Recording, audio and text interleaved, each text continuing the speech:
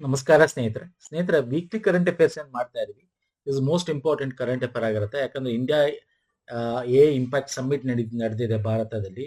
So this is very important. Agri stack ಬಗ್ಗೆ important ಆಗುತ್ತೆ. So ಒಂದಷ್ಟು ತುಂಬಾ ಇಂಪಾರ್ಟೆಂಟ್ ಕರೆಂಟ್ ಅಫೇರ್ಸ್ ಗಳನ್ನ ಡಿಸ್ಕಸ್ ಮಾಡೋಣ. ನಾವು ಮಾಡಿರ್ತಕ್ಕಂಥ previous weekly current affairs separate playlist ಮಾಡಿದ್ದೀವಿ. ಲಾಸ್ಟ್ ಇಯರ್ ತನಕ ಸಪರೇಟ್ ಇದೆ, ಈ ಇಯರ್ದು ಸಪರೇಟ್ ಪ್ಲೇ ಲಿಸ್ಟ್ ಇದೆ. ಹಾಗೆ ಮಂತ್ಲಿ ಕರೆಂಟ್ ಅಫೇರ್ಗೆ ಸಪರೇಟ್ ಪ್ಲೇ ಲಿಸ್ಟ್ ಇದೆ. ಎಲ್ಲ ಲಿಂಕ್ ಗಳನ್ನ ಕೊಟ್ಟಿರ್ತೀನಿ ಇದೇ ವಿಡಿಯೋದ ಕೆಳಗೆ ಡಿಸ್ಕ್ರಿಪ್ಷನ್ ಬಾಕ್ಸ್ ಅಲ್ಲಿ. ನಮ್ಮ ಟೆಲಿಗ್ರಾಮ್ ಇನ್ಸ್ಟಾಗ್ರಾಮ್ ಫಾಲೋ ಮಾಡಿದ ಮಾಡ್ಕೊಳ್ಳಿ. ಪುನೀತ್ ಫೋರಮ್ ಅಂತ ಲಿಂಕ್ ಕೂಡ ಡಿಸ್ಕ್ರಿಪ್ಷನ್ ಬಾಕ್ಸ್ ಅಲ್ಲಿ ಇದೆ ಸ್ನೇಹಿತರೆ. ಸೊ ಬನ್ನಿ, ಹಾಗಾದ್ರೆ ನಾನು ಡೈರೆಕ್ಟ್ ಆಗಿ ಕ್ವಶನ್ಸ್ಗೆ ಬಂದ್ಬಿಡ್ತೀನಿ. ಕ್ವಶನ್ ಮುಖಾಂತರ ನಾನು ತಗೋತಾ ಇದ್ದೀನಿ. ಈ ಕೆಳಗಿನಗಳಲ್ಲಿ ಯಾವುದು ಭಾರತ್ ನೆಟ್ ಕಾರ್ಯಕ್ರಮದ ನೋಡಲ್ ಸಚಿವಾಲಯ ಆಗಿದೆ? ಭಾರತ್ ನೆಟ್ ನ ಅಡಿಯಲ್ಲಿ ನ್ಯಾಷನಲ್ ಬ್ರಾಡ್ಬ್ಯಾಂಡ್ 2.0 ಮಿಷನ್ ನ ಲಾಂಚ್ ಮಾಡಿದ್ದಾರೆ. ಅಂದ್ರೆ ಇದು ಲಾಂಚ್ ಆಲ್ರೆಡಿ ಇತ್ತಿದ್ದು 2030 ತನಕ ಎಕ್ಸ್ಟೆಂಡ್ ಇದೆ. ಸೊ ಏನಿದು, ವಾಟ್ ಇಸ್ ದಿಸ್ ಎಲ್ಲ ತಿಳ್ಕೊಳ್ಳೋಣ. ಇದು ಯಾವ ಸಚಿವಾಲಯದ ಅಡಿಯಲ್ಲಿ ಬರುತ್ತೆ? ಇದು ಭಾರತ್ ನೆಟ್ ಅಂದ್ರೆ ಭಾರತ ಕಂಪ್ಲೀಟ್ ನಾವು ಏನ್ ಮಾಡ್ಬೇಕು ಸರ್? ಇಂಟರ್ನೆಟ್ ಕನೆಕ್ಷನ್ ಒದಗಿಸ್ಬೇಕು ಅಂತಕ್ಕಂಥ ಡಿಜಿಟಲೀಕರಣ ಮಾಡ್ಬೇಕು. ಯಾವುದು ರೂರಲ್ ಮತ್ತೆ ಗ್ರಾಮೀಣ ಮತ್ತು ನಗರಗಳ ನಡುವೆ ಏನ್ ಗ್ಯಾಪ್ ಇದೆ ಅದನ್ನ ಫುಲ್ಫಿಲ್ ಮಾಡಬೇಕು. ಮತ್ತೆ ಗ್ರಾಮೀಣ ಭಾರತವನ್ನ ಕಂಪ್ಲೀಟ್ ನಾವು ಡಿಜಿಟಲೀಕರಣ, network related, wifi, digital infrastructure ಎಲ್ಲ ಮಾಡಬೇಕು. ಇದೆಲ್ಲ ಬರುತ್ತೆ ಇದರಲ್ಲಿ. ಇದು ಸಂವಹನ ಸಚಿವಾಲಯ, ಮಿನಿಸ್ಟ್ರಿ ಆಫ್ ಕಮ್ಯುನಿಕೇಶನ್ ಅಡಿಯಲ್ಲಿ ಬರ್ತಕ್ಕಂಥದ್ದು. ಸೊ ಈಗ ನಮ್ಮ ಯೂನಿಯನ್ ಕಮ್ಯುನಿಕೇಶನ್ ಮಿನಿಸ್ಟರ್ ಹೇಳಿದ್ದಾರೆ, ಭಾರತ್ ನೆಟ್ ಪ್ರೋಗ್ರೆಸ್ ಏನಿದೆ ಡಿಜಿಟಲ್ ಕನೆಕ್ಟಿವಿಟಿ ಅದನ್ನ ಎಕ್ಸ್ಪಾನ್ಷನ್ ಮಾಡಿದ್ದಾರೆ.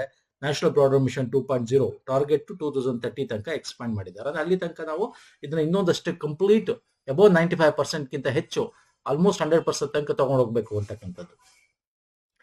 ಭಾರತ್ ನೆಟ್ ಅಂತಕ್ಕಂಥದ್ದು ನಾನು ಏನು ಅಂದ್ರೆ 2011 ಸ್ಟಾರ್ಟ್ ಆಗುತ್ತೆ.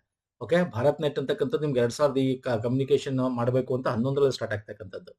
ಮಿನಿಸ್ಟ್ರಿ ಆಫ್ ಕಮ್ಯುನಿಕೇಶನ್ ಸಂವಹನ ಸಚಿವಾಲಯದ ಅಡಿಯಲ್ಲಿ ಸಾರ್ವತ್ರಿಕ ಸೇವಾ ಬಾಧಿತ ನಿಧಿ ಮುಖಾಂತರ ಇದಕ್ಕೆ ದುಡ್ಡು ಕೊಡ್ತಕ್ಕಂಥದ್ದು ಯೂನಿವರ್ಸಲ್ ಸರ್ವಿಸ್ ಅಬ್ಲಿಕೇಶನ್ ಫಂಡ್ ಅಂತ ಹೇಳಿ. ಏನಿದ್ ಮಾಡ್ತಾರೆ? ಸಂಪರ್ಕಗಳು, ಆಪ್ಟಿಕಲ್ ಫೈಬರ್ ಕೇಬಲ್ ಹಾಕೋದು, ಉಪಗ್ರಹಗಳ ಒಂದು ಕನೆಕ್ಟಿವಿಟಿ ಮಾಡೋದು, radio, fibre over power line ಗಳನ್ನ ಮಾಡ್ತಕ್ಕಂಥ, ವೈಫೈ ಹಾಟ್ಸ್ಪಾಟ್ ಗಳ ಮುಖಾಂತರ ಎಲ್ಲ ಹಳ್ಳಿಗಳನ್ನು ಒಳಗೊಳ್ಕೊಳ್ತಕ್ಕಂಥದ್ದು ಇದರ ಅಡಿಗೆ ಬರ್ತಕ್ಕಂಥದ್ದು. ಈಗ ಇದು ಆಲ್ರೆಡಿ 1 ಮತ್ತು 2ನೇ ಹಂತದಲ್ಲಿ 2.14 ಲಕ್ಷಕ್ಕೂ ಹೆಚ್ಚು ಗ್ರಾಮಗಳ ಪಂಚಾಯತ್ಗಳನ್ನು ಕವರ್ ಮಾಡಿದೀವಿ. 2 ಲಕ್ಷಕ್ಕಿಂತ ಹೆಚ್ಚು ಒಳಗೊಳ್ಳಿಂದ 1 ಲಕ್ಷಕ್ಕೂ ಹೆಚ್ಚು ವೈಫೈ ಸ್ಥಾಪನೆಗಳನ್ನು ಕೂಡ 2025 ತನಕ ಮಾಡಿದ್ದಾರೆ. ಈಗ ಅದನ್ನ 2030 ತನಕ ಎಕ್ಸ್ಟೆಂಡ್ ಮಾಡಿರ್ತಕ್ಕಂಥದ್ದು. ಅರ್ಥ ಆಗ್ತಿಲ್ಲ? ಇಟ್ ಈಸ್ ಎ ನಗರ ಗ್ರಾಮೀಣ ನಡುವಿನ ಡಿಜಿಟಲ್ ಅಂತರವನ್ನು ಕಡಿಮೆ ಮಾಡ್ತಕ್ಕಂಥದ್ದು. ನಗರದಲ್ಲಿ ಮಾತ್ರ ಇರಬೇಕು ಅಂತಲ್ಲ, ಗ್ರಾಮೀಣದಲ್ಲಿ ಇರಬೇಕು. ಇದರಿಂದ ಏನಾಗುತ್ತೆ? ಡಿಜಿಟಲ್ ಕನೆಕ್ಟಿವಿಟಿ ಇರೋದ್ರಿಂದ ಏನಾಗುತ್ತೆ? ಅವ್ರಿಗೆ ಈ ಆಕ್ಸೆಸ್ ಸಿಗುತ್ತೆ, ಆನ್ಲೈನ್ ಆಕ್ಸೆಸ್ಗಳು ಸಿಗುತ್ತೆ. ಅದು ಕೃಷಿಗೆ ಸಂಬಂಧಪಟ್ಟಂತೆ ಆಗಿರ್ಬೋದು, ಆಡಳಿತಕ್ಕೆ ಸಂಬಂಧಪಟ್ಟಂತೆ, ಆರೋಗ್ಯಕ್ಕೆ, ಶಿಕ್ಷಣಕ್ಕೆ, ಎಲ್ಲಾ ಸೇವೆಗಳಿಗೂ ಸಂಬಂಧಪಟ್ಟಂತೆ ಆಗಿರ್ಬೋದು. ಇದೊಂದು ನಮಗೆ ಡಿಜಿಟಲ್ ಇಂಡಿಯಾಗೆ ಒಂದು ಬ್ಯಾಕ್ ಬೋನ್ ಅಲ್ವಾ ಸರ್? ಇದೊಂದು ನಮಗೆ ಬೆನ್ನೆಲುಬು ಅಂತ ಕರಿತೀವಿ ಅಲ್ವಾ? ಸೊ ಹಾಗಾಗಿ this world largest rural broadband connectivity programme ಅಂತಾನೆ ಕರಿತೀವಿ ಭಾರತ್ ನೆಟ್ ಅಂತಕ್ಕಂಥದ್ದು. ಓಕೆ, ಸೊ ವೆರಿ ಇಂಪಾರ್ಟೆಂಟ್, ಇದನ್ನ ನೋಡ್ಕೊಳ್ಳಿ. ಅಂಡ್ ಇದಕ್ಕೆ ಸಂಬಂಧಪಟ್ಟಂತೆ ಟಾರ್ಗೆಟ್ಸ್ ಗಳನ್ನ ನೋಡೋದಾದ್ರೆ ಇದುವರೆಗೂ ಏನಿತ್ತು, ಇವಾಗ ಏನಿದೆ ಅಂತ ನೋಡಿ. ಲಾಂಚ್ಡ್ ಇದು ನ್ಯಾಷನಲ್ ಬ್ರಾಡ್ಬ್ಯಾಂಡ್ ಮಿಷನ್ 2025 ನಾವು ಲಾಂಚ್ ಮಾಡ್ತೀವಿ. ಈಗ ಟಾರ್ಗೆಟ್ 2030 ನಾವು ಎಕ್ಸ್ಟೆಂಡ್ ರೋಡ್ ಮ್ಯಾಪ್ ಮಾಡ್ಕೊಂಡಿದೀವಿ. ಅಂದ್ರೆ ಇವಾಗ ಅಟ್ ಪ್ರೆಸೆಂಟ್ 42,000 ವಿಲೇಜ್ಗಳ ತನಕ ನಾವು ಕರೆಂಟ್ ಸ್ಟೇಟಸ್ ಆಪ್ಟಿಕಲ್ ಫೈಬರ್ ಹಾಕಿದ್ರೆ ಅದನ್ನ 2030 2.7 ಲ್ಯಾಕ್ ಅಂದ್ರೆ 95% ಗಿಂತ ಜಾಸ್ತಿ ವಿಲೇಜ್ಗಳನ್ನ ರೀಚ್ ಆಗಬೇಕು ಅಂತ ಹೇಳಿ. ಮತ್ತೆ ಸ್ಕೂಲು, ಅಂಗನವಾಡಿ, ಪಂಚಾಯತ್ಗಳಿಗೆ ಕನೆಕ್ಟಿವಿಟಿಗಳನ್ನು ಕೊಡಬೇಕು. ಈಗ 68% ಮಾತ್ರ ಇದೆ, ಅದನ್ನ 90% ತಗೊಂಡು ಹೋಗ್ಬೇಕು ಅಂತ. ಬ್ರಾಡ್ಬ್ಯಾಂಡ್ ಸ್ಪೀಡ್ ಇವಾಗ 61.55 Mbps ಇದೆ, ಅದನ್ನ 100 Mbps ತಗೊಂಡು ಹೋಗ್ಬೇಕು ಅಂತ. ಈ ತರ ಕಂಪ್ಲೀಟ್ ಆಗಿ ನಾವು ಏನ್ ಮಾಡ್ಬೇಕು? ಇಡೀ ನಮ್ಮ ರೂರಲ್ ಇಂಡಿಯಾವನ್ನ ಡಿಜಿಟಲ್ ಬ್ಯಾಕ್ ಬೋನ್ ಆಗಿ ಮಾಡಬೇಕು ಅಂತಕ್ಕಂಥದ್ದು ಇದ್ರಲ್ಲಿ ಟಾರ್ಗೆಟ್ ಇರೋದು. ಸೊ ಇದ್ರ ಬಗ್ಗೆ ಕೇಳ್ತಾನೆ, ನ್ಯಾಷನಲ್ ಬ್ರಾಡ್ಬ್ಯಾಂಡ್ ಮಿಷನ್ ಬಗ್ಗೆ ನೋಡ್ಕೊಳ್ಳಿ, ವೆರಿ ಇಂಪಾರ್ಟೆಂಟ್. ಹಾಗೆ ಭಾರತ್ ನೆಟ್ ಬಗ್ಗೆ ಕೇಳ್ತಾನೆ, ಅದನ್ನು ಕೂಡ ನೋಡ್ಕೊಳ್ಳಿ, ವೆರಿ ಇಂಪಾರ್ಟೆಂಟ್. ಓಕೆ, ನೆಕ್ಸ್ಟ್ ಬರ್ತೀನಿ. Agri stock, this most important. ಇದು ಇದಕ್ಕೆ ಸಂಬಂಧಪಟ್ಟಂತೆ ಒಂದಷ್ಟು ಇದನ್ನ ಬಿಟ್ಟಿದ್ದಾರೆ, ನೋಡೋಣ ಅದ್ರ ಬಗ್ಗೆ. ಅಗ್ರಿ ಸ್ಟಾಕ್ ಸಂಬಂಧಪಟ್ಟಂತೆ ಈ ಕೆಳಗಿನ ಹೇಳಿಕೆಯನ್ನು ಪರಿಗಣಿಸಿ. ಇದು ಕೃಷಿ ವಲಯಕ್ಕೆ ಕೇಂದ್ರೀಕೃತ ಡಿಜಿಟಲ್ ಸಾರ್ವಜನಿಕ ಮೂಲ ಸೌಕರ್ಯ ವೇದಿಕೆಯಾಗಿದೆ. ಓಕೆ, ಹೌದು. ಇದು ಕೃಷಿ ಮತ್ತು ರೈತ ಕಲ್ಯಾಣ ಸಚಿವಾಲಯದ ಉಪಕ್ರಮವಾಗಿದೆ. ಹೌದು.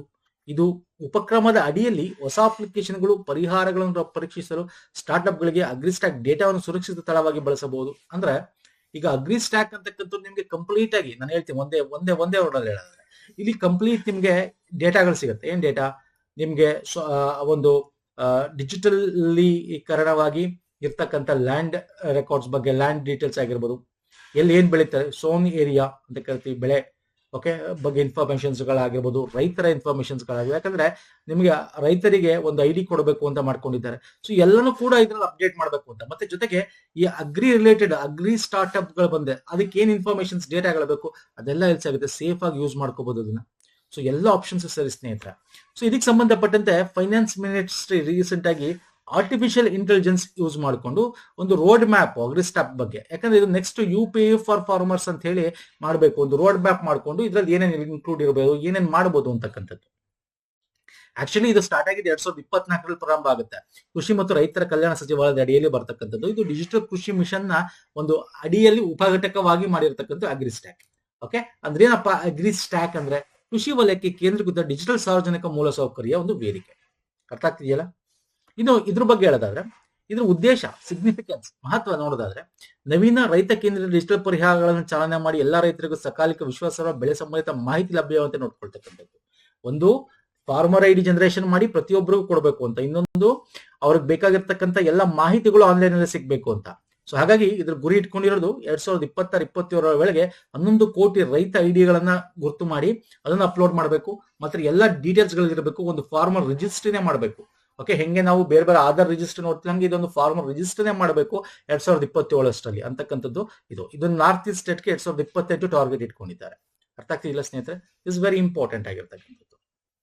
ಅಗ್ರಿಕಲ್ಚರ್ ರಿಲೇಟೆಡ್ ಇವೆಲ್ಲ ಕೇಳ್ತಾನೆ. ವಾಟ್ ಇಸ್ ಅಗ್ರಿ ಸ್ಟ್ಯಾಕ್ ಅಂದ್ರೆ ಏನು, ಯಾಕೆ ಸುದ್ದಿಯಲ್ಲಿತ್ತು, ಯಾವ ಸಚಿವಾಲಯದಲ್ಲಿ ಬರುತ್ತೆ, ಇದು ಯಾವಾಗ ಆಯಿತು, ಇದು ಯಾವುದ್ರಲ್ಲೂ ಬರುತ್ತೆ, ಡಿಜಿಟಲ್ ಕೃಷಿ ಮಿಷನ್ ಅಡಿಯಲ್ಲಿ ಬರುತ್ತೆ, ಡಿಜಿಟಲ್ ಕೃಷಿ ಮಿಷನ್ ಅಡಿಯಲ್ಲಿ ಬರುತ್ತೆ. ಓಕೆ, ಸೊ ಇವೆಲ್ಲ ಕೇಳ್ತಾನೆ ಎಕ್ಸಾಮ್ ಅಲ್ಲಿ ನೋಡ್ಕೊಳ್ಳಿ. ನೆಕ್ಸ್ಟ್ PM ಬೃಹತ್ ಸ್ಕೀಮ್ ನ ಲಾಂಚ್ ಮಾಡಿದ್ದಾರೆ.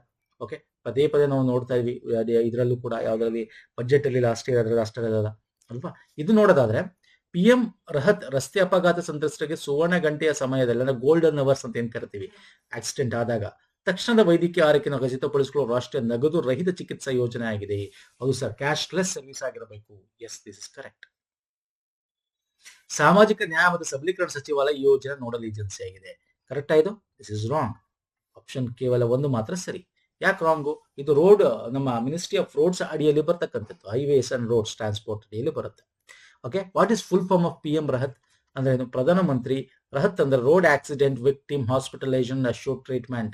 ಯಾರು ಸಾವುಗಳನ್ನ ಇಗ್ನೋರ್ ಮಾಡಿ, ಯಾಕಂದ್ರೆ ಸೇರ್ಸದ ಇವಾಗೆಲ್ಲ ಆಕ್ಸಿಡೆಂಟ್ ಆದ್ರೆ, ಅಯ್ಯೋ ನಮ್ಗೆ ಯಾಕಪ್ಪ ಹಂಗೆ ಅಂತ. ಈಗ ಆ ತರ ಏನಿಲ್ಲ. 112 ಅಂತ ಇದೆ, 112ಗೆ ಕರೆ ಮಾಡಿದ್ರೆ ನಿಮಗೆ 112 ಅಂತ ಅಲ್ಲಿ ಕರೆ ಮಾಡೋದು ಕೂಡ ನಿಮ್ಗೆ ಆಂಬುಲೆನ್ಸ್ ಗಳು ಬರುತ್ತೆ ಅದಕ್ಕೆ ಅಂತಾನೆ. ಓಕೆ, ಮತ್ತೆ ಇಲ್ಲಿ ಹಾಸ್ಪಿಟಲ್ಗಳು ಡಿಲೇ ಮಾಡಂಗಿಲ್ಲ, ದುಡ್ಡಿದೆಯೋ ದುಡ್ಡಿಲ್ವಾ ಅಂತ ನೋಡಂಗಿಲ್ಲ. ಸೊ ಇದ್ರ ಅಡಿಯಲ್ಲಿ ಹೇಳ್ತಾರೆ, it is a national cashless treatment scheme for road accident victims. ಬಲಿಪಶುಗಳು ರೋಡ್ ಆಕ್ಸಿಡೆಂಟ್ ಅಲ್ಲಿ ಯಾರಾಗಿರ್ತಾರಲ್ಲ ಅಂತವ್ರಿಗೆ ಆರ್ಥಿಕ ರಕ್ಷಣೆಯನ್ನು ಖಚಿತಪಡಿಸ್ತಕ್ಕಂಥದ್ದು.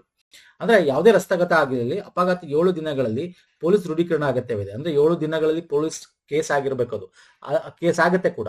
ಆದಾಗ ಅಲ್ಲಿ ಏನಾಗುತ್ತೆ, ಅವ್ರಿಗೆ ಇನ್ಶೂರೆನ್ಸ್ ಗಳ ಮುಖ ಕ್ಯಾಶ್ಲೆಸ್ ಟ್ರೀಟ್ಮೆಂಟ್ ಕೊಡೋದು. ದುಡ್ಡಿಲ್ಲ ಅವ್ರ ಹತ್ರ ಏನ್ ಮಾಡ್ತಾರೆ, ಅದಕ್ಕೆ ಸರ್ಕಾರಗಳ ಒಂದು ತೆಗೆದಿದೆ. ಅಂದ್ರೆ ಪ್ರತಿ ಆಕ್ಸಿಡೆಂಟ್ ಯಾರು ಆಗ್ತಾರೆ ವಿಕ್ಟಿಮ್ಸ್, ಅವ್ರಿಗೆ 7 ದಿನ ಅವ್ರಿಗೆ 1 ಲಕ್ಷದವರೆಗೆ ನಗದು ರಹಿತ ಚಿಕಿತ್ಸೆ. ಅವ್ರ ಹತ್ರ ದುಡ್ಡು ಇಲ್ಲ ಅಂದ್ರೂ ಕೂಡ ಅವ್ರ ಹತ್ರ ಇದ್ರೆ ದುಡ್ಡು ಅಥವಾ ಇನ್ಶೂರೆನ್ಸ್ ಇದ್ರೆ ಅದು ಆಮೇಲೆ ಕ್ಲೈಮ್ ಮಾಡ್ಕೊಳ್ಳೋದು, ಅದೆಲ್ಲ ಪ್ರೋಸೆಸ್ ಆಮೇಲೆ. ಅದು ಯಾಕಂದ್ರೆ ಜೀವ ಮೊದಲು ಉಳಿಬೇಕು. ಸೊ ಹಾಗಾಗಿ ಸರ್ಕಾರನೇ ತಂದಿರುತ್ತೆ. ಸರ್ಕಾರ ತನ್ನ ಒಂದು ಫಂಡ್ ಇದೆ, ಒಂದು ಮೋಟಾರ್ ವೆಹಿಕಲ್ ಫಂಡ್ ಅಂತ, ಅದ್ರ ಮುಖಾಂತರ ಕೊಟ್ಟಿರ್ತಾರೆ. ಆಮೇಲೆ ಅವ್ರು ಬೇಕಾದ್ರೆ ವಾಪಸ್ ಕೊಡ್ಬೋದು. ಅದ್ರ ಹತ್ರ ಇನ್ಶೂರೆನ್ಸ್ ಮಾಡಿಸಿದ್ರೆ, ಅದು ಕಂಪ್ನಿ ಇನ್ಶೂರೆನ್ಸ್ ಇದೆ, ಅದು ವಾಪಸ್ ಹೋಗುತ್ತೆ. ಅಥವಾ ಇನ್ಶೂರೆನ್ಸ್ ಬೇಸ್ಡ್ ಆದ್ರೆ ಜನರಲ್ ಇನ್ಶೂರೆನ್ಸ್ ಕಂಪನಿ ಕೊಟ್ಟಿರ್ತಾರೆ, ಅದು ಅವ್ರಿಗೆ ಏನಾರ ಆದ್ರೆ ಒಂದು ವಾಪಸ್ ಆ ತರ ಕೊಡೋದು. ದುಡ್ಡು ಇಲ್ಲ ಅಂದ್ರೆ ಸರ್ಕಾರ ಈ ಮೋಟಾರ್ ವೆಹಿಕಲ್ ಆಕ್ಸಿಡೆಂಟ್ ಫಂಡ್ ಮತ್ತೆ ಬೇರೆ ಬೇರೆ ಫಂಡ್ಗಳ ಮುಖಾಂತರ ಕೊಡ್ತಕ್ಕಂಥದ್ದು. ಹಾಗಾಗಿ ಇಲ್ಲಿ ಪ್ರಮುಖವಾಗಿ ಸ್ಟೆಬಿಲೈಸೇಷನ್ ಟ್ರೀಟ್ಮೆಂಟ್ ಕೊಡಬೇಕು, ಜೀವ ಉಳಿಬೇಕು ಅಂತ. ಹಾಗಾಗಿ ಜೀವಕ್ಕೆ ಅಪಾಯಕಾರಿ ವಲದ ಪ್ರಕರಣ 24 ಗಂಟೆ ಒಳಗೆ ಟ್ರೀಟ್ಮೆಂಟ್ ಏನ್ ಕೊಡ್ತಾರೆ ಅದಕ್ಕೂ ಕೊಡ್ತಾರೆ. ಜೀವಕ್ಕೆ ಅಪಾಯಕಾರಿ ಪ್ರಕರಣಗಳು 48 ಗಂಟೆ ಟ್ರೀಟ್ಮೆಂಟ್ ಏನ್ ಕೊಡ್ತಾರೆ ಅಂತದಕ್ಕೂ ಕೂಡ ವೆರಿ ಇಂಪಾರ್ಟೆಂಟ್ ಆಗಿರುತ್ತೆ. ಓಕೆ, ಈಗ ಲಾಂಚ್ ಮಾಡಿರ್ತಕ್ಕಂಥ ministry of road and transport highway ಅಡಿಯಲ್ಲಿ ಬರುತ್ತೆ. ಯಾಕೆ ಇದು ಮಾಡಿದ್ರು ನೋಡಿ, ಯಾವಾಗ ಆಕ್ಸಿಡೆಂಟ್ ಆಗುತ್ತೆ, ಯಾವಾಗ ಗೋಲ್ಡನ್ ಅವರ್ ಅಂತ ಏನ್ ಕರಿತೀವಿ, ಅದು ಹೃದಯಾಘಾತ ಆಗಿರ್ಬೋದು. ಅಂದ್ರೆ ಎಕ್ಸಾಂಪಲ್ ಹೇಳ್ತಾನೆ, ಆ ಗೋಲ್ಡನ್ ಅವರ್ ಅಂತ ಏನ್ ಕರಿತೀವಿ ಆ ಟೈಮಲ್ಲಿ ಹೋಗ್ಬೇಕು ಅಂತ. ಹಂಗೆ ಇಲ್ಲೂ ಕೂಡ ಆ ಟೈಮಲ್ಲಿ ಹೋದ್ರೆ ಜೀವ ಉಳಿಯುತ್ತೆ. ಆಮೇಲೆ ಬಂದು ಲಕ್ಷ ಕೋಟಿ ಕೊಟ್ಟರು ಜೀವ ಉಳಿಯೋಲ್ಲ. ಹಾಗಾಗಿ ಸುವರ್ಣ ಗಂಟೆಗಳ ಸಮಯದಲ್ಲಿ ಜೀವ ಉಳಿಸುವ ಚಿಕಿತ್ಸೆ ಖಚಿತಪಡಿಸುತ್ತೆ. ಮೊದಲ ಗಂಟೆ ಒಳಗೆ ವಿಕ್ಟಿಮ್ಸ್ ಗಳನ್ನ ಆಸ್ಪತ್ರೆಗೆ ದಾಖಲಿಸಿದ್ರೆ ಸುಮಾರು 50% ರಸ್ತೆ ಅಪಘಾತ ಸಾವನ್ನು ತಪ್ಪಿಸಬಹುದು ಅಂತ. ಮತ್ತೆ ತಡೆಯಬಹುದಾದ ರಸ್ತೆ ಅಪಘಾತ ಸಾವನ್ನು ಕಡಿಮೆ ಮಾಡಬಹುದು. ತುರ್ತು ಆರೋಗ್ಯ ರಕ್ಷಣೆ, ರಸ್ತೆ ಸುರಕ್ಷತಾ ಪರಿಸರ ವ್ಯವಸ್ಥೆಗಳನ್ನ ಬಲಪಡಿಸ್ತಕ್ಕಂಥದ್ದು ಇದೆಲ್ಲ ಇದರ ಅಡಿಯಲ್ಲಿ ಬರುತ್ತೆ. ಮತ್ತೆ ಆರ್ಥಿಕ ರಕ್ಷಣೆಯನ್ನು ಕೊಡ್ತಕ್ಕಂಥದ್ದು ಇದರ ಅಡಿಯಲ್ಲಿ ಬರುತ್ತೆ. Okay, so this is very important. PM ಬೃಹತ್ ಯಾವುದಕ್ಕೆ, ಆಕ್ಸಿಡೆಂಟಲ್ ವಿಕ್ಟಿಮ್ಸ್ ಗಳಿಗೆ ಕ್ಯಾಶ್ಲೆಸ್ ಟ್ರೀಟ್ಮೆಂಟ್ ಕೊಡ್ತಕ್ಕಂಥದ್ದು ನೇಷನ್ ವೈಡ್. ಓಕೆ, ಅದು ಗೊತ್ತಿರಲಿ. ಒಂದ್ಸಲ ಈ ಪಾಯಿಂಟ್ಗಳು ಕೇಳ್ತಾನೆ. 7 ದಿನ ಒಳಗೆ 1.5 ಲಕ್ಷ ತನಕ ನಗದು ಚಿಕಿತ್ಸೆ ಪಡಿಬಹುದು. ಸೊ ಇದು ಇಂಥದ್ದೆಲ್ಲ ಕೊಡ್ತಾನೆ. ನೆಕ್ಸ್ಟ್ ಬರ್ತೇನೆ. ಭಾರತದ ಮೊದಲ ನೀರೊಳಗಿನ ಅವಳಿ ಕೊಳವೆ ರಸ್ತೆ. ನೋಡಿ, ಇದು ಪ್ರಪಂಚದಲ್ಲಿ 2ನೇದು, ಗ್ಲೋಬಲಿ ಸೆಕೆಂಡ್, ಇಂಡಿಯಾದಲ್ಲಿ ಫಸ್ಟ್. ಏನದು? ವಾಟರ್ ಒಳಗೆ ಒಂದು ಟ್ಯೂಬ್ ನ ಮುಖಾಂತರ, ಈ ತರ ನೋಡಿ, ಒಂದು ಟ್ಯೂಬ್, ಒಂದು ರೈಲು ಹೋಗುತ್ತೆ, ಇನ್ನೊಂದು ಕಡೆ ಮಲ್ಟಿ ಹೆದ್ದಾರಿ, ಒಂದು ರೈಲ್ ರೋಡ್ ಟ್ವಿನ್ ಟನಲ್ ಅಂತ ಕರಿತೀವಿ. ರೈಲ್ ರೋಡ್ ಟ್ವಿನ್ ಟನಲ್ ಅಂತ. ಅವಳಿ ಕೊಳವೆ ರಸ್ತೆ, ರೈಲು ಸುರಂಗ, ಕ್ಯಾಬಿನೆಟ್ ಅನುಮೋದನೆ ಕೊಟ್ಟಿದೆ. ಎಲ್ಲಿ ಇದು ಆಗುತ್ತೆ ಭಾರತದಲ್ಲಿ ಫಸ್ಟ್ನೇದು ಅಂತ ಹೇಳ್ತೀರಾ? ಗ್ಲೋಬಲಿ ಸೆಕೆಂಡ್ ಅಂದೆ. ಎಲ್ಲಿ ಗ್ಲೋಬಲಿ? ನಿಮ್ಗೆ ಹೋಮ್ವರ್ಕ್ ಕಮೆಂಟ್ ಮಾಡಿ ಸ್ನೇಹಿತರೆ, ಬೇರೆ ಎಲ್ಲಿದೆ ಅಂತ ಈ ತರ ಅಂತ. ಒಂದು ಬ್ರಹ್ಮಪುತ್ರ ನದಿಯ ಕೆಳಗಡೆ ಅಸ್ಸಾಂನಲ್ಲಿ ಮಾಡಬೇಕು ಅನ್ಕೊಂಡಿರೋದು. ಸೊ ಇದು ಎಕ್ಸಾಮ್ ಅಲ್ಲಿ ಹಿಂಗಾರು ಕೇಳಬಹುದು, ಯಾವ್ದರ ನಡುವೆ ಕನೆಕ್ಟ್ ಆಗುತ್ತೆ ಅಂತ ಕೇಳಬಹುದು. ಇದು ಟ್ವಿನ್ ರೋಡ್ ರೈಲ್ ಟನಲ್ ಬಂದು ನಿಮಗೆ connected between Gohpur national highway 15 and Numaligarh national highway 715 corridor ನಡುವೆ ಕನೆಕ್ಟ್ ಆಗುತ್ತೆ. ಇಲ್ಲಿ ತೋರಿಸಿ ನೋಡಿ, ಇದೊಂದು ಬ್ರಹ್ಮಪುತ್ರ ನದಿ ಹಿಂಗ್ ಹರಿತಾ ಇದೆ. This is the one Ghorpur and this is Numaligarh. So ಇದು ಕನೆಕ್ಟಿವಿಟಿ ಏನಿದೆಯಲ್ಲ, ಇದು ಆಲ್ಮೋಸ್ಟ್ ನಿಮಗೆ ಎಷ್ಟು ಅಂತಂದ್ರೆ 20 ನಿಮಿಷ ಅಂದ್ರೆ 240 ಕಿಲೋಮೀಟರ್ ಇರ್ತಕ್ಕಂಥದ್ನ 34 ಕಿಲೋಮೀಟರ್ ಇಳಿಸುತ್ತೆ. ಓಕೆ, 6 ಗಂಟೆ ಜರ್ನಿನ 20 ಮಿನಿಟ್ಸ್ ಕವರ್ ಮಾಡಬಹುದು ಇದರಿಂದ. ಓಕೆ, ಇದು 15.79 ಕಿಲೋಮೀಟರ್ ಅವಳಿ ಟ್ಯೂಬ್ ರಚನೆ ಹೊಂದಿರತಕ್ಕಂಥ. ಅವಳಿ ಏನಕ್ಕೆ ನಾನು ಆಲ್ರೆಡಿ ಹೇಳಿದೆ. What is the purpose of ಅವಳಿ? ಒಂದು ರೈಲು, ಇನ್ನೊಂದು ಹೆದ್ದಾರಿಗೆ. Okay, for rail and other ಇದಕ್ಕೆ. ಅಂಡ್ ಇದು ಬ್ರಹ್ಮಪುತ್ರ ನದಿಯ ಕೆಳಗಡೆ ಅಸ್ಸಾಂನಲ್ಲಿ ಮಾಡಬೇಕು ಅಂತಿರೋದು. ಯಾಕೆ ಇದು ಇಂಪಾರ್ಟೆಂಟ್? ನಮ್ಮ ನಾರ್ತ್ ಈಸ್ಟ್ಗೆ ತುಂಬಾ ಇಂಪಾರ್ಟೆಂಟ್ ಆಗುತ್ತೆ ಅಲ್ವಾ? It is executed under EPC programme ಅಡಿಯಲ್ಲಿ ಮಾಡಬೇಕು ಅಂತ. ಎಂಜಿನಿಯರಿಂಗ್, ಪ್ರೊಕ್ಯೂರ್ಮೆಂಟ್, ಕನ್ಸ್ಟ್ರಕ್ಷನ್ ಅಡಿಯಲ್ಲಿ ನಾರ್ತ್ ಈಸ್ಟ್ ಅಲ್ಲಿ ಮಾಡಬೇಕು. ಅಂಡ್ ದಿಸ್ ಇಸ್ ಯಾಕೆ ಮಹತ್ವ ಏನು ನೋಡಿ, ಈ ಕಾರ್ಯತಂತ್ರ ಮಹತ್ವ ಈಶಾನ್ಯ ಭಾರತದಲ್ಲಿ ಒಂದು ವಿಪತ್ತು ಪ್ರಕ್ರಿಯೆಗೆ ತುಂಬಾ ಹೆಲ್ಪ್ ಆಗುತ್ತೆ. ಮತ್ತೆ ನಾವು ಅಸ್ಸಾಂನಿಂದ ಅರುಣಾಚಲ್ ಪ್ರದೇಶ, ನಾಗಾಲ್ಯಾಂಡ್ ಇತರ ಈಶಾನ್ಯ ರಾಜ್ಯಗಳ ನಡುವೆ ಸಂಪರ್ಕ ಕೂಡ ತುಂಬಾ ಹತ್ತಿರ ಕೂಡ ಆಗುತ್ತೆ ಅಲ್ವಾ? ಎಷ್ಟು 240 ಕಿಲೋಮೀಟರ್ ಅಲ್ಲಿ 34 ಕಿಲೋಮೀಟರ್ ಅಲ್ಲಿ ಅಲ್ವಾ ಸರ್? ಮತ್ತೆ 6 ಗಂಟೆಯಲ್ಲಿ 20 ನಿಮಿಷ ಅಲ್ಲಿ. ಫೈನ್, ದುಡ್ಡು ಉಳಿಯುತ್ತೆ, ಇಂಧನ ಉಳಿಯುತ್ತೆ, ಕನೆಕ್ಟಿವಿಟಿಗೆ ಇಂಪ್ರೂವ್ ಆಗುತ್ತೆ, ಪ್ರವಾಸೋದ್ಯಮ ಅಭಿವೃದ್ಧಿ ಆಗುತ್ತೆ ಅಲ್ವಾ? ಅಂಡರ್ ವಾಟರ್ ನೋಡಕ್ಕೆ ಅಂತಾನೆ ತುಂಬಾ ಜನ ಜರ್ನಿ ಮಾಡ್ತಾರೆ, ಪ್ರವಾಸೋದ್ಯಮ ಅಭಿವೃದ್ಧಿ ಆಗುತ್ತೆ. ಮತ್ತೆ ನಮ್ಮ ರಾಷ್ಟ್ರೀಯ ಕಾಜಿರಂಗ ಉದ್ಯಾನವನ ಇತರ ಪ್ರವಾಸಗಳಿಗೆ ಅನುಕೂಲ ಆಗುತ್ತೆ. ಯಾಕಂದ್ರೆ ಇದು 4 ಪ್ರಮುಖ ರೈಲು ನಿಲ್ದಾಣಗಳು, 2 ವಿಮಾನ ನಿಲ್ದಾಣಗಳು, 2 ಒಳನಾಡಿನ ಜಲಸಾರಿಗೆಗಳೊಂದಿಗೆ ಸಂಪರ್ಕವನ್ನು ಕಲ್ಪಿಸಿಕೊಡುತ್ತೆ. ಇಲ್ಲಿ ನಾನು ತೋರಿಸ್ತೇನೆ ನಿಮಗೆ. ಮೇಜರ್ ಕನೆಕ್ಟೆಡ್ ಇದರಿಂದ ಏರ್ಪೋರ್ಟ್ ಧೋನಿ ಪುಲಂಗ್ ಹೊಲಂಗಿ ಏರ್ಪೋರ್ಟ್ ಅಂತ ಏರ್ಪೋರ್ಟ್ ಇಟಾನಗರ್ ಕೂಡ ಕನೆಕ್ಟಿವಿಟಿಗೆ ತುಂಬಾ ಹೆಲ್ಪ್ ಆಗುತ್ತೆ ಇದು. ಮತ್ತೆ ರೈಲ್ವೆ ಸ್ಟೇಷನ್ಸ್ ಗಳನ್ನ ಕನೆಕ್ಟಿವಿಟಿ ಮಾಡ್ತಕ್ಕಂಥದ್ದಾಗಿರ್ಬೋದು, ವಾಟರ್ ವೇ ಟರ್ಮಿನಲ್ಸ್ ಆಗಿರ್ಬೋದು. Okay, so this is very important. ಒಟ್ಟು 18,662 ಕೋಟಿಗಳನ್ನ ಇದರಲ್ಲಿ ಇನ್ವೆಸ್ಟ್ ಮಾಡಬೇಕು. 15.8 ಅಥವಾ 9 ಕಿಲೋಮೀಟರ್ ಮಾಡಬೇಕು. ಟೋಟಲ್ ಲೆಂತ್ ಇದು ಅಂಡರ್ ವಾಟರ್ ಅಲ್ಲಿ ಇಷ್ಟು. ಟೋಟಲ್ ಲೆಂತ್ ಬಂದು 333.7 ಕಿಲೋಮೀಟರ್ ಮಾಡಬೇಕು ಅಂತ ಅಂದ್ಕೊಂಡಿರತಕ್ಕಂಥದ್ದು. ಓಕೆ, ಸೊ ಹಾಗಾಗಿ ದಿಸ್ ಇಸ್ ವೆರಿ ಇಂಪಾರ್ಟೆಂಟ್, ಎಕ್ಸಾಮ್ಸ್ಗೆ ಕೇಳ್ತಾನೆ. ನೆಕ್ಸ್ಟ್ ಹೋಗೋಣ ಬನ್ನಿ. ಓಕೆ, AI ಇಂಪ್ಯಾಕ್ಟ್ ಸಮ್ಮಿಟ್ ತುಂಬಾ ಸುದ್ದಿಯಲ್ಲಿದೆ ಅಲ್ವಾ ಸರ್? ನಮ್ಮ ಭಾರತದಲ್ಲಿ ನಡೀತಾ ಇದೆ. ಇದು first time global AI summit Bharat conduct ಮಾಡ್ತಾ ಇರೋದು. ಇದು ಎಷ್ಟನೇ ಸಮಿಟ್ ಇರ್ಬೋದು? ಮತ್ತೆ ಇದರ ಒಂದು ನಿಮಗೆ ಎಕ್ಸಾಮ್ ಅಲ್ಲಿ ಏನ್ ಕೇಳ್ಬೋದು, ವಿಷಯ ಏನು? ಈಗ ನೋಡಿ, ಇಲ್ಲೇ ಆಪ್ಷನ್ಸ್ ತಗೊಂಡು ನೋಡಿ, ಸಿಂಪಲ್ ಆಗಿ ಕೇಳೋದಾದ್ರೆ AI ಸುರಕ್ಷತಾ ಶೃಂಗಸಭೆ ಇಂಪ್ಯಾಕ್ಟ್ ಸಮಿಟ್ ಏನಿದೆ, ಮೊದಲು 2023 ಸ್ವಿಟ್ಜರ್ಲ್ಯಾಂಡ್ ಜಿನೆವಾದಲ್ಲಿ ನಡೀತಾ ಸರ್? ಎಲ್ಲಿ ನಡೀತಾ? ಜಿನೆವಾದಲ್ಲಿ ನಡೆದಿಲ್ಲ. ಎಲ್ಲಿ ನಡೀತಾ ಹೇಳಿ ನೋಡೋಣ. 2025ರ AI ಶೃಂಗಸಭೆ ದಕ್ಷಿಣ ಕೊರಿಯಾ ಸಿಯೋಲ್ ನಲ್ಲಿ ನಡೆಯುತ್ತಾ? ಎಲ್ಲಿ ನಡೀತಾ ಹೇಳ್ತೀರಾ? ಭಾರತದಲ್ಲಿ ನಡೆದ 2026ರ AI ಶೃಂಗಸಭೆ ವಸುದೈವ ಕುಟುಂಬ ಎಂಬ ವಿಷಯವನ್ನು ಅಳವಡಿಸಿಕೊಂಡಿದೆ. ಎಸ್, ಭಾರತದಲ್ಲಿ ನಡೀತಾ ಇದೆ, ಬಟ್ ವಸುದೈವ ಕುಟುಂಬ ಅಲ್ಲ. ಹಾಗಾದ್ರೆ ಯಾವುದು ಅಲ್ವಾ? 3 ಆಪ್ಷನ್ ತಪ್ಪಾಗಾರೆ. ಹೌದು. ಏನು ಇಲ್ಲೇ ಕೊಟ್ಟಿದೆ ನೋಡಿ, welfare for all, happiness for all ಅಂತ. ಸರ್ವೋಜನ ಹಿತೈ ಸರ್ವೋಜನ ಸುಖೈ ಅಂತ. ಸರ್ವರ ಹಿತ ಸರ್ವರ ಸುಖ ಅಂತ. Welfare for all, happiness for all ಅಂತ ಭಾರತದಲ್ಲಿ ನಡೀತಾ ಇದೆ. ಹಾಗೆ 23-24 ನಡೆದು ಫಸ್ಟ್ AI ಸಮಿಟ್ ಬಂದಿದ್ದು ಬೆಟ್ಲಿ ಪಾರ್ಕ್, ಯುನೈಟೆಡ್ ಕಿಂಗ್ಡಮ್, ಜಿನೆವಾದಲ್ಲ, ಸ್ವಿಟ್ಜರ್ಲ್ಯಾಂಡ್ ಅಲ್ಲ. ಸೆಕೆಂಡ್ ನಡೆದಿದ್ದು south Korea. Okay, south Korea ಇಲ್ಲೇನ್ ಕೊಟ್ಟಿದೆ? ದಕ್ಷಿಣ ಸಿಯೋಲ್ ನಡೆಯಿತು 2025 ಅಲ್ಲ. Okay okay okay okay yes, ಕೇವಲ ಒಂದು ಕರೆಕ್ಟ್. ಎಸ್, ಇದು ಕರೆಕ್ಟ್. Option 2 correct. ಸಿಯೋಲ್ ದಕ್ಷಿಣ ಕೊರಿಯಾ ಇದು ಕರೆಕ್ಟ್ ಇದೆ. ಆಪ್ಷನ್ 3 ತಪ್ಪು, ಮತ್ತೆ 1 ತಪ್ಪು. ಸೊ ಕೇವಲ ಒಂದು, ಯಾವುದು? ಆಪ್ಷನ್ 2 ಸರಿ ಇದೆ. Fine sir. 2026ರಲ್ಲಿ ನಡೀತಾ ಇರೋದು ಭಾರತದಲ್ಲಿ ಸರ್ವಜನ ಹಿತೈ ಸರ್ವಜನ ಸುಖೈ ಅಂತ ಹೇಳಿ, ವಸುದೈವ ಕುಟುಂಬಕಂ ಅಲ್ಲ. ಇದು 5 ದಿನ ಇಂಟರ್ನ್ಯಾಷನಲ್ ಕಾನ್ಫರೆನ್ಸ್ ಸ್ನೇಹಿತರೆ, 16ರಿಂದ 20 ತನಕ ನಡೆದಿದೆ. ಎಲ್ಲಿ ಭಾರತ್ ಮಂಡಮ್ ನ್ಯೂ ಡೆಲ್ಲಿ ನಡೀತದೆ. ಇದು ತುಂಬಾ ಓವರ್ ಆಲ್ ನಿಮಗೆ ಗೊತ್ತಿದೆ, ಸುಂದರ್ ಪಿಚ್ಚೆಯಿಂದ ಹಿಡಿದು ತುಂಬಾ ಕಂಪನೀಸ್ಗಳಿಂದ ಸಿಇಒಗಳಾಗಿರ್ಬೋದು, ಬೇರೆ ಬೇರೆ ರಾಷ್ಟ್ರಗಳಿಂದ ಟೆಕ್ನಾಲಜಿಗೆ ಸಂಬಂಧಪಟ್ಟಂತೆ ಸ್ಟಾರ್ಟ್ಅಪ್ ತುಂಬಾ ಜನ ಇಲ್ಲಿ ಬಂದಿದ್ದಾರೆ. Okay, so it is showcasing 51 startups in the sector of media. ಒಟ್ಟು ನಿಮಗೆ 30-45 ಒಂದು ಡಿಪಾರ್ಟ್ಮೆಂಟ್ಗಳು ಬರ್ತವೆ ಎಗೆ ಸಂಬಂಧಪಟ್ಟಂತೆ.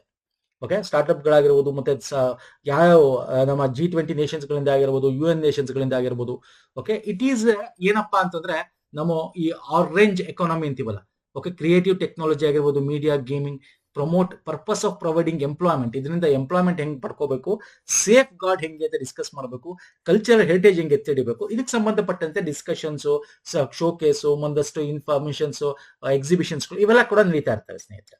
ಇದರ 3 ಸೂತ್ರಗಳು ಇಟ್ಕೊಂಡು ಮಾಡ್ತಾ ಇದೆ ಭಾರತ. ಪೀಪಲ್, ಪ್ರೋಗ್ರೆಸ್, ಪ್ಲಾನೆಟ್ ಅಂತ.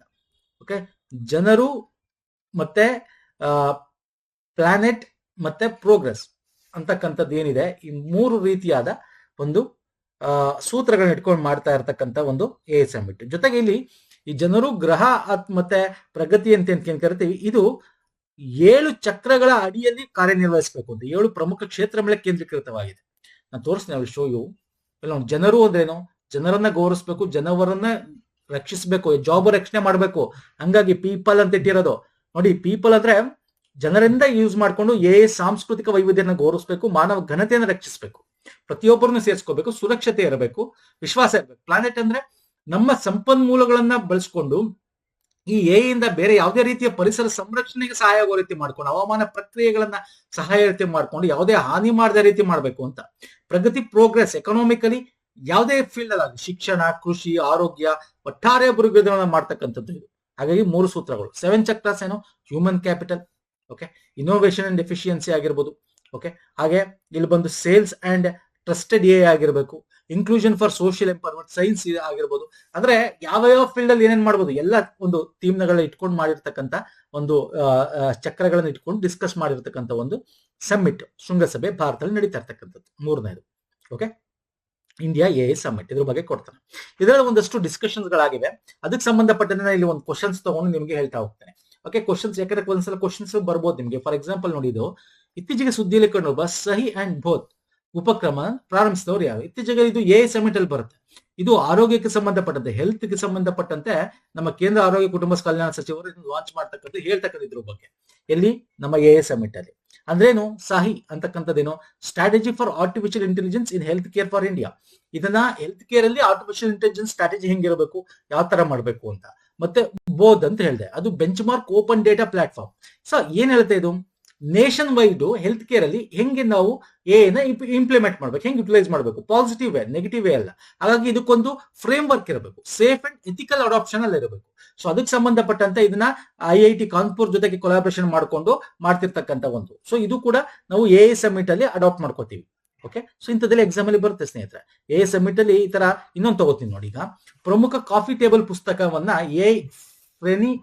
ಪ್ರೆನಿಯರ್ಸ್ ಆಫ್ ಇಂಡಿಯಾದ ಕುರಿತು ಈ ಕೆಳಗಿನ ಹೇಳಿಕೆಯನ್ನು ಪರಿಗಣಿಸಿ. ಪ್ರೆನಿಯರ್ಸ್ ಆಫ್ ಇಂಡಿಯಾ ಅಂತ ಒಂದು ಬುಕ್ ನ, ಒಂದು ಕಾಫಿ ಟೇಬಲ್ ಬುಕ್ ಅಂತ ಕರಿತೀವಿ, ಅದನ್ನ ಬಿಡುಗಡೆ ಮಾಡ್ತಾರೆ.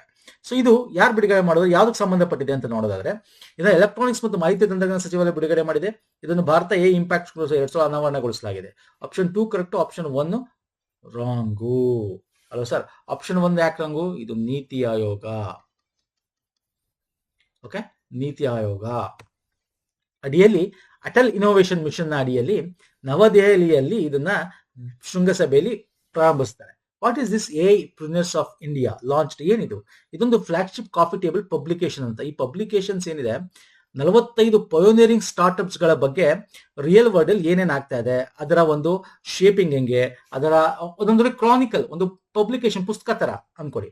ಸೊ ಇದು ಏನಾಗುತ್ತೆ ಅಂದ್ರೆ ಸ್ಟಾರ್ಟ್ಅಪ್ ಹೆಂಗ್ ವರ್ಕ್ ಆಗ್ತಾ ಇದೆ 30 ಸೆಕ್ಟರ್ ಆಫ್ ಡೊಮೈನ್ ಗಳಲ್ಲಿ, including health care, education, sustainability, mobility, sports, analytic, deep technology, social ಅಲ್ಲಿ ಇಂಪ್ಯಾಕ್ಟ್ ಹೆಂಗ್ ಮಾಡ್ತಾ ಇದೆ, ಅದರ ಫೀಚರ್ಸ್ ಏನು. ಓಕೆ, ಮತ್ತೆ ಈ ಬುಕ್ ಅಲ್ಲಿ ಇದನ್ನ ಸ್ಟಾರ್ಟ್ ಮಾಡಿರೋ ಒಂದು ಹ್ಯೂಮನ್ ಸ್ಟೋರೀಸ್ಗಳು, ಇನೋವೇಷನ್ಸ್ ಹೆಂಗ್ ಆಯ್ತು, ಏನೇನಾಯ್ತು, ಇವೆಲ್ಲ people centric, profit centric narratives ಗಳು ಇರತಕ್ಕಂಥ ಒಂದು ಪುಸ್ತಕಗಳು.